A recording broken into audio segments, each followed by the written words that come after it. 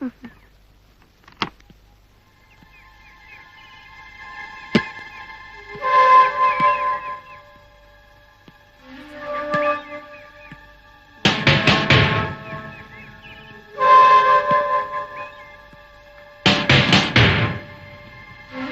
സമാധാനപ്പെടും, നിന്നെ കുറിച്ച് ഞാൻ എഴുതാം.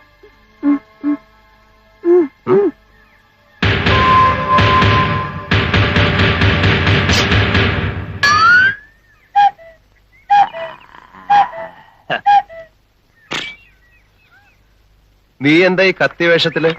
ഫാൻസി ഡ്രസ് കോമ്പറ്റീഷൻ വല്ലതും ഉണ്ടോ? നന്നായിട്ട് ചേരുന്നുണ്ട്. എന്റെ ഒരു വേഷമേ നീ കണ്ടിട്ടുള്ളൂ.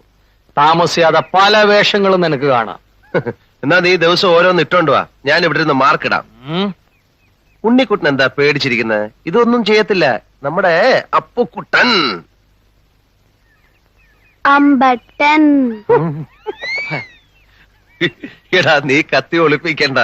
നേപ്പാളി ഭാഷയിൽ അമ്പട്ടൻ എന്ന് പറഞ്ഞ അപ്പുക്കുട്ടൻ എന്നാ. എന്താ അശോകൻ അപ്പുക്കുട്ടൻ എന്നെ കാണാൻ ഇങ്ങോട്ട് വന്നത്? എന്നെ മോശക്കാരനാക്കി നാട് കടത്താനുള്ള നിന്റെ മോഹം ചീറ്റിപ്പോയി എന്ന് പറയാം. എന്നെ തോൽപ്പിക്കാനുള്ള നിന്റെ എല്ലാ ശ്രമവും ഞാൻ പരാജയപ്പെടുത്തും.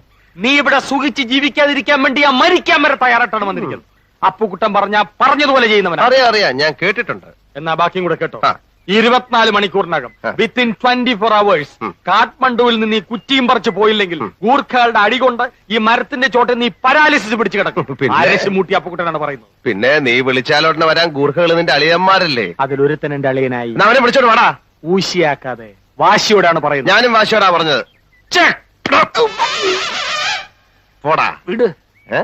അരഞ്ഞണത്തിന്ന് വിട്.